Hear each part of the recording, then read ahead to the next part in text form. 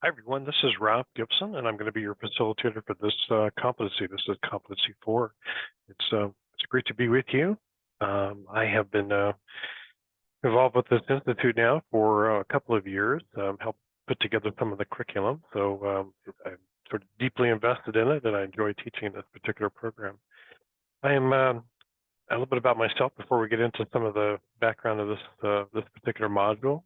I am currently the Dean of Instructional Technology and Academic Support for Wichita State University Campus of Applied Science and Technology. I also serve as the Director of Instructional Technology there as well.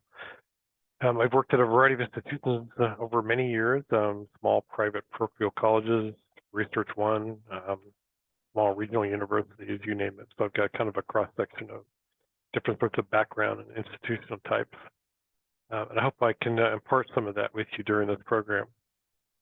So a little bit about this particular module. I really like this module. This is going to be the module where, as we look at your project, your program that you're building out for this, which is what this institute's all about. This is a way to move that along the continuum from that idea phase, that ideation, to more of an action plan. So we're going to start to look at ways that you can layer over that some of the project management and design thinking methodologies to begin to pull that together.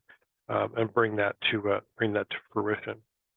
So with that, we've compiled I think a great variety of resources for you to take a look at in this particular curriculum. We're going to get into some design thinking, which I think is really important. It's kind of top of mind for people these days. They're starting to see a lot of those start to surface in a lot of the different areas.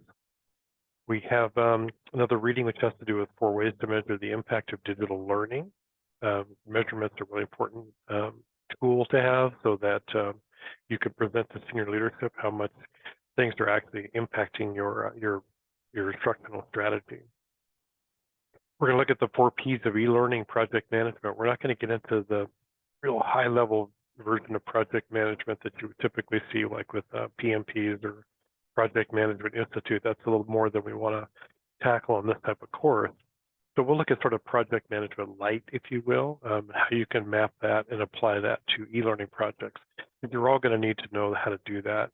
I teach graduate courses in instructional design, and all of my students, almost to a person, always wants to know how to do project management. So you can tell that this is starting to become kind of part of the culture of e-learning and instructional design now is project management.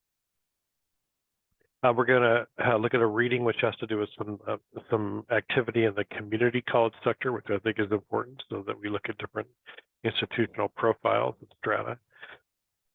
We're going to look at some evidence-based pedagogy. We have a reading on that. We're going to look at project management tips, and then how to create a timeline, a project management timeline in 6 simple steps. So very pragmatic, very useful project management strategies that you can employ and utilize immediately.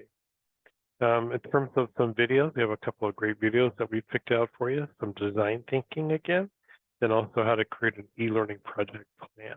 So hopefully very useful resources for you to take a look at.